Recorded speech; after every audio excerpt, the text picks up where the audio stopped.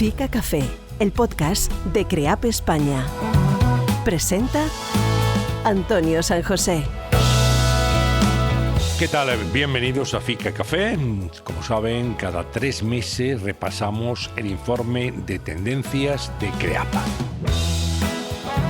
Y damos un repaso a la actualidad nacional e internacional, en esta ocasión muy fijados en las próximas elecciones europeas del 9 de junio. También abordaremos la más reciente actualidad política general tras la decisión del presidente del gobierno de continuar en su cargo. Después de 5 días de reflexión y tras anunciar este parón en su agenda a través de una carta dirigida a la ciudadanía y difundida por redes sociales, Pedro Sánchez ha decidido continuar y ha prometido hacerlo con más fuerza en lo que va a constituir un punto y aparte en su gestión. Y para abordar el futuro político que nos aguarda, a partir de ahora contamos, como en otras ocasiones, con el director de análisis de CREAP, Daniel Fuentes. ¿Qué tal, Antonio? Bienvenido, Daniel, ¿cómo estás? Pues aquí estamos, no poco ocupados, la verdad. Bueno, la verdad es que la actualidad discurre de manera, que podríamos decir, frenética, ¿no? Y sorprendente también, porque así lo fue en el anuncio hace unos días del presidente del gobierno. Se tomaba 5 días de reflexión, algo inusual, digamos, en las prácticas de los gobernantes europeos, y que iba a pensar si le merecía la pena seguir en el cargo o no. Finalmente desveló la incógnita, va a continuar, ha hablado de hacerlo con mayor convicción y mayor compromiso si cabe, y de un punto y aparte. ¿Cómo interpretas todo esto? Yo creo que la clave es la expresión que acabas de citar, punto y aparte, ¿no? Y estamos todavía en el aparte, estamos ahora mismo, a lo mejor es todavía pronto, pero bueno, estamos esperando a ver cuál es ese aparte, ¿no? Cuál es el paso siguiente y de qué manera se pueden concretar, si es que las hay, iniciativas políticas, propuestas, para, es verdad, yo creo que actuar en una línea que yo creo que es compartida por la mayor parte de la ciudadanía, ¿no? La calidad de la información es un problema importantísimo, mucho más espinoso el tema de la instrumentalización de la justicia. Yo creo que aquí hay que ir con mucho cuidado. Es verdad que hay hemeroteca, es verdad que yo creo que hay motivos para estar preocupados, pero es tremendamente delicado. Yo creo que conviene abordarlo también, y sobre todo, a mí me parece que de fondo es esta cultura que se ha instalado de la política del odio, ¿no? Que es bidireccional, que no es unidireccional, es bidireccional. Que podría empezar, yo creo que, vamos, quizá por lo más sencillo. Yo sé que es una propuesta muy ingenua y que tiene poco recorrido. Algo naif, quizá. Sí, totalmente, ¿no? Que es la moderación del vocabulario, de las formas, empezando pues por las sesiones de control al gobierno, por las sesiones plenarias en el Congreso de los Diputados. Yo creo que sus señorías deberían empezar por bajar un poco el tono, respetarse entre ellos, y quizás a partir de ahí... En fin, creo que es un poco absurdo ahora empezar a debatir quién debe dar el primer paso. Da igual que alguien lo dé, y empezar a cambiar un poco esta dinámica, porque además, y ahora hablaremos seguramente en los próximos minutos, además el país no va mal, el país va razonablemente bien. ¿Que hay problemas? Pues claro que hay problemas. ¿Qué país no tiene problemas? Miremos a nuestro entorno, ¿no? Miremos cómo está Francia, miremos cómo está Alemania, miremos cómo está Italia, qué decir el Reino Unido, Estados Unidos, etcétera. Entonces, yo creo que en este contexto es un poco llamativo, está esta tensión permanente, este dramatismo. Parece que estamos al borde del abismo. Cada 3 meses pasa algo que es dramático. Yo creo que no se justifica, Decías algo que me parece muy, muy pertinente, Daniel, que este clima de insulto, de descalificaciones, a veces muy gruesas, es bidireccional. Es decir, que me parece muy bien que el presidente del gobierno proponga rebajar el tono, pero también tiene que empezar el Partido Socialista y el gobierno a hacerlo. Es decir, también el PP y las fuerzas de oposición, pero digamos que sería un tipo de pacto, de acuerdo entre todas las fuerzas para, vamos a utilizar un vocabulario, un tono, una forma de dirigirnos a los ciudadanos y entre nosotros que sea más ejemplificante, ¿no? Que la que en este momento estamos ofreciendo. Sí, yo creo que ha habido una primera fase larga, es verdad, yo creo que una confrontación asimétrica en este sentido, ¿no? De agresor y agredido verbalmente. Y luego una segunda fase, yo me situaría pues desde las elecciones municipales del año pasado, desde las postelecciones municipales de 2023, donde efectivamente desde el Partido Socialista también se cambia estrategia, mucho más confrontacional, con una portavocía más dura. Bueno, en cualquier caso, yo creo, Antonio, que este es un debate circular.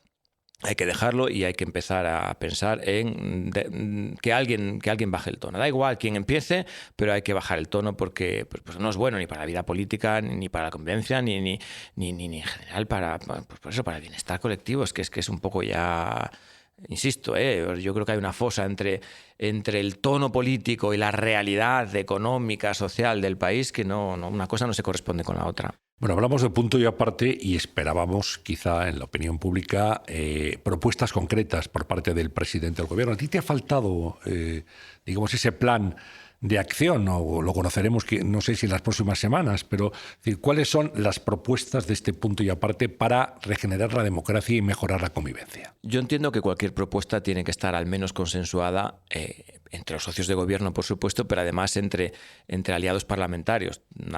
Nada tiene sentido si no hay una mayoría parlamentaria y deseablemente amplia, la que ojalá se sume el Partido Popular, porque es la única garantía de que efectivamente esto llegue a buen puerto. Y quiero pensar, por lo tanto, pues que ese tipo de conversaciones, de maduración, es lo que está ahora mismo en el horno, ¿no?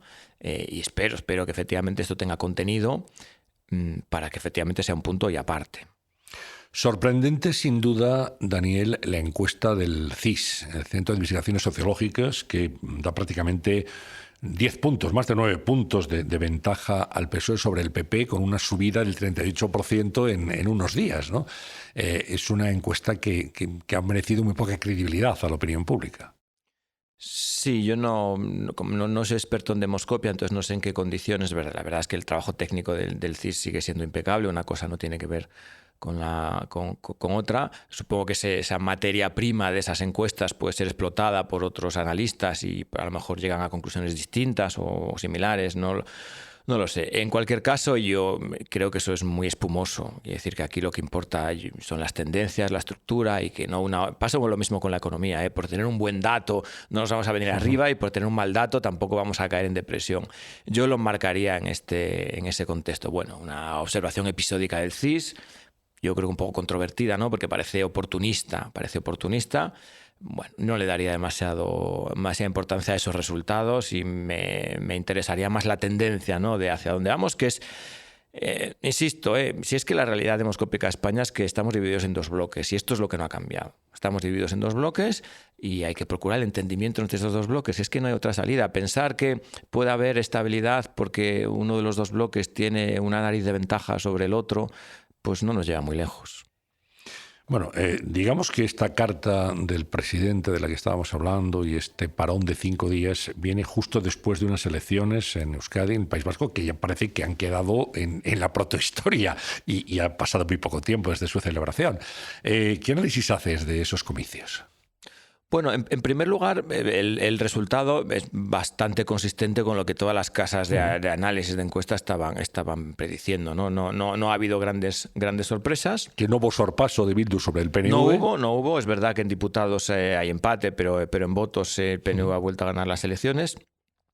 Yo diría, en primer lugar, que han sido, y espero que esto a lo mejor sea el indicio, una primera señal de un cambio de ciclo en el conjunto de España. Ha sido una contienda más de partidos que de líderes. De hecho, todos los líderes de los grandes partidos eran nuevos, eran sus primeras elecciones autonómicas. Entonces, en algunos casos, líderes pues poco conocidos o poco carismáticos.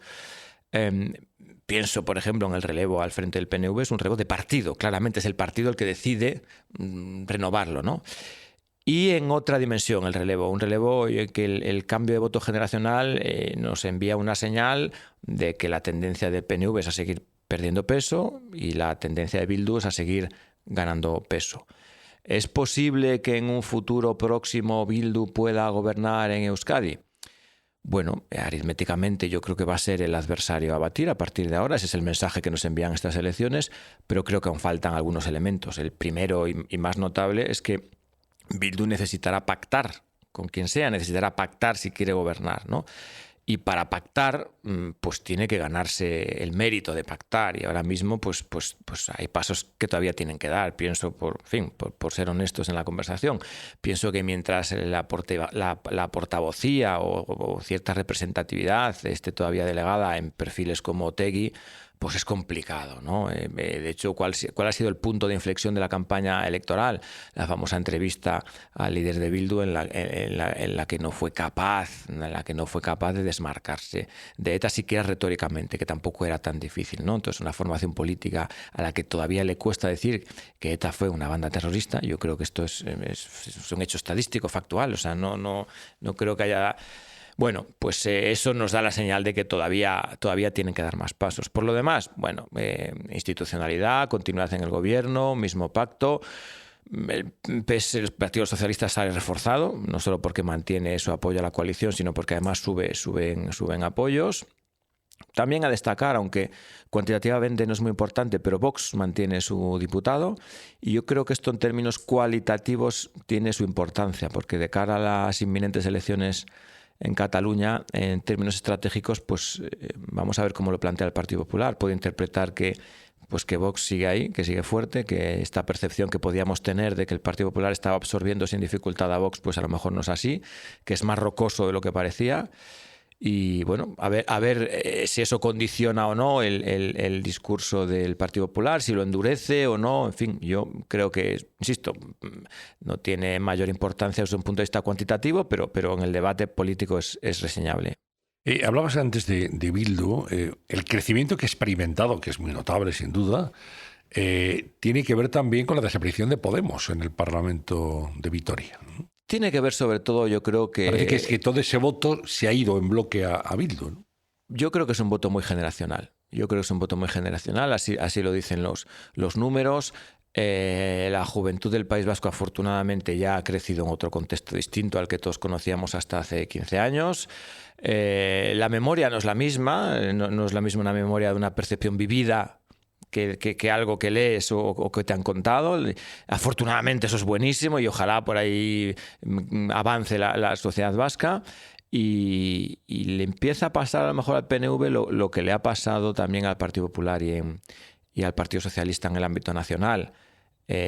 Sobre todo tras la irrupción de Ciudadanos en el caso del Partido Popular y tras la irrupción de Podemos en el caso del Partido Socialista, que empezaban a ser percibidos como partidos viejunos, ¿no? Como, bueno, sí, estos son partidos sistémicos, ya lo sabemos, van a estar ahí y tal, pero ya no va mucho conmigo. Hablan de una manera que yo no me siento concernido.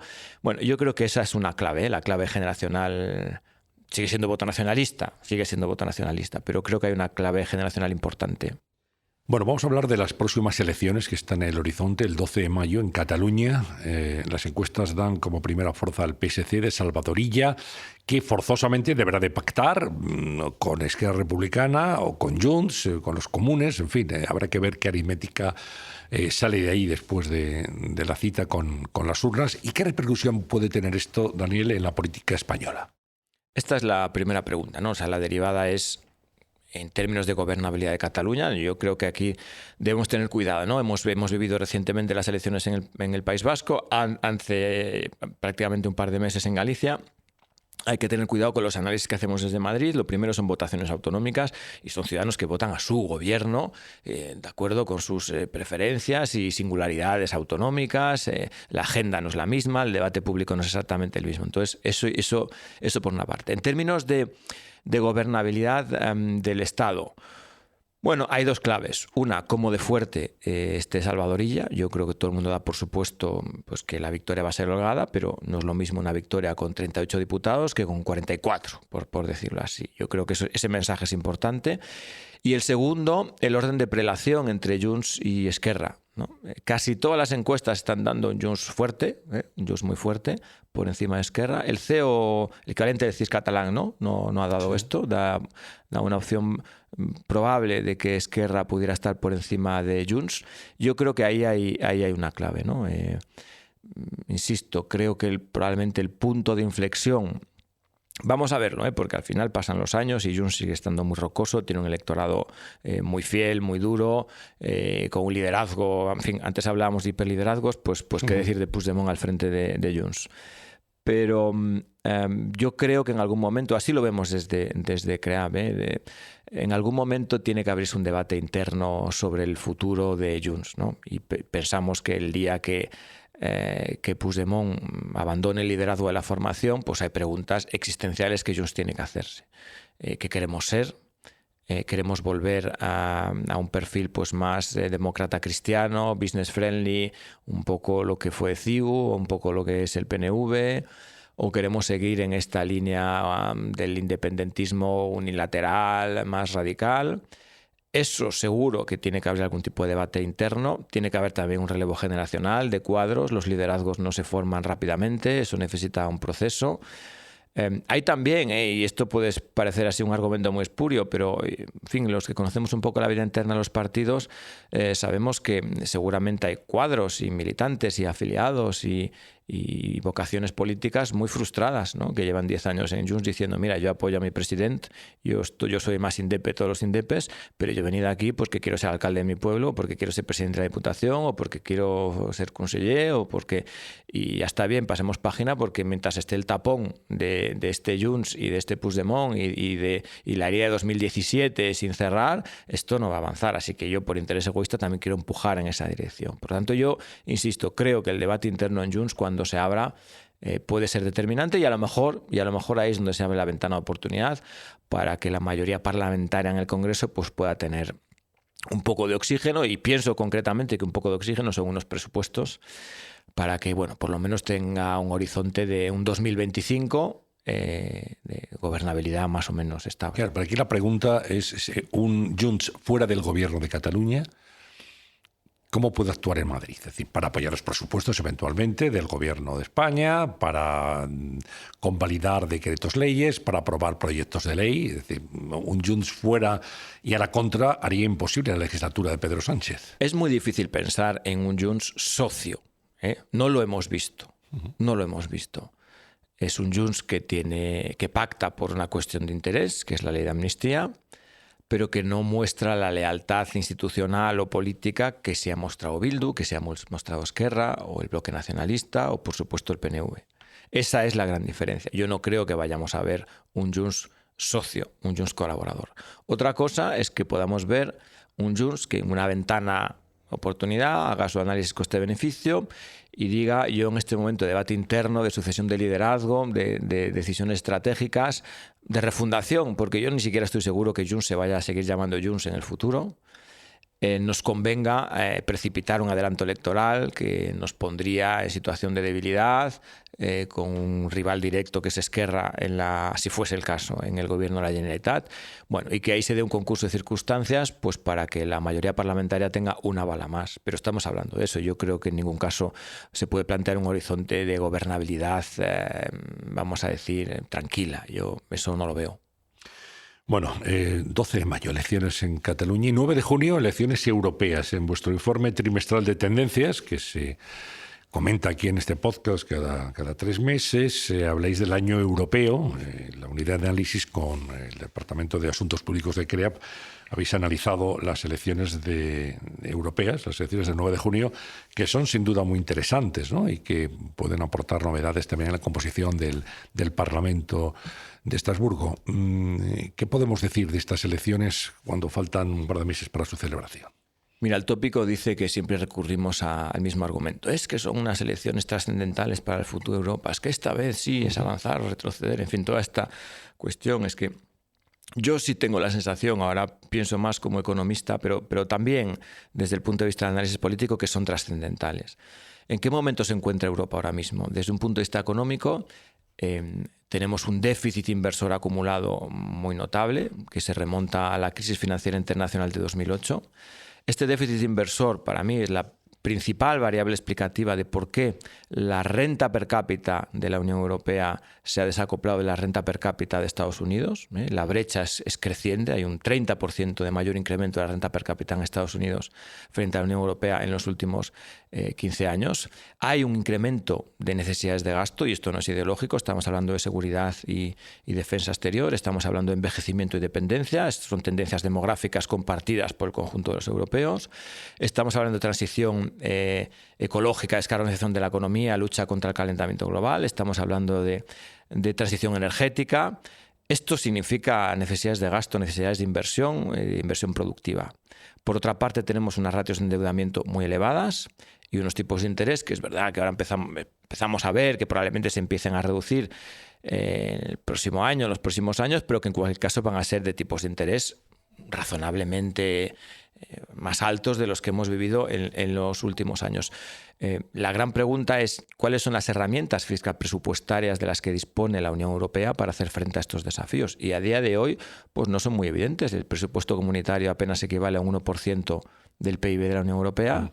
Gentiloni el otro día en el Parlamento europeo cuantificaba, hablo en memoria, creo que en 650.000 millones de euros las necesidades de inversión adicional, no de inversión total, de inversión adicional entre 2026 y 2030. 2026 fija la fecha ahí porque es el fin, teóricamente, ¿no?, el último año para ejecutar el programa de fondos Next Generation. Bueno, en fin, los números pueden variar, Letta tiene los suyos, Draghi nos presentará los suyos próximamente. Yo creo que el diagnóstico va a ir en esta línea. Por lo tanto, es trascendental qué tipo de mayorías políticas se formen en el Parlamento, pues para tratar de ver si efectivamente Europa va a tener ese impulso o si no lo va a tener. Y si no lo va a tener, yo creo que efectivamente estamos ante un punto de inflexión en el que Europa pues dejará de ser, no dejará de ser nunca una gran área económica, aunque solo sea por el peso, ¿no?, aunque solo sea por el número de habitantes y la riqueza acumulada y la tradición histórica y tal. Pero bueno, dejaremos de ser tan competitivos como lo hemos sido hasta ahora. Y dentro de Europa vemos que la locomotora alemana parece estar gripada desde hace algún tiempo.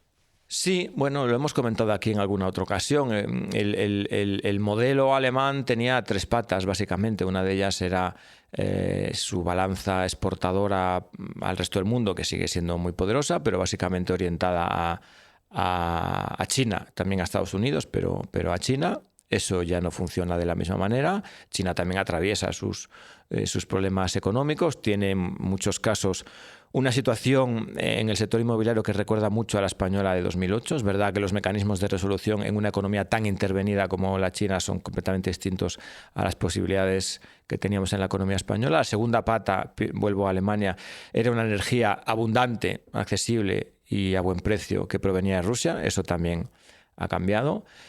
Y luego una tercera pata, pues más de orden geopolítico, en la que el gran hermano americano pues se encargaba de poner orden y nos libraba de cualquier otro tipo de problemas, y nosotros, con tal de alinearnos, pues ahí estábamos debajo de ese paraguas.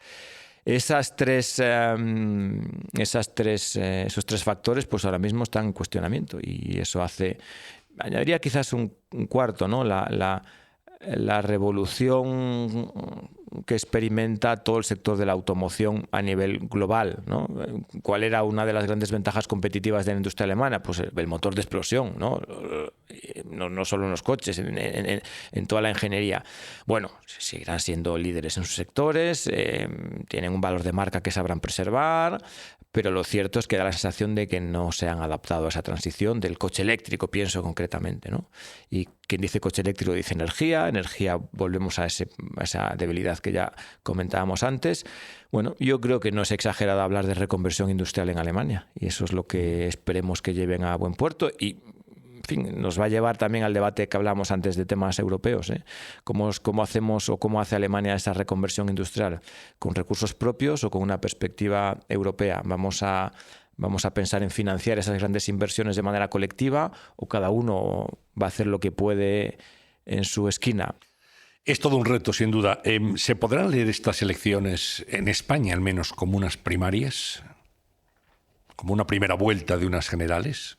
Bueno, es inevitable hacer un poco una lectura en clave nacional. Esto, al final, son las elecciones también por la técnica electoral, que es distinta, de circunscripción única, no tenemos las circunscripciones provinciales. Permite la irrupción, la aparición de nuevas fuerzas políticas. Recordemos que justo hace 10 años fue la irrupción de Podemos en unas europeas.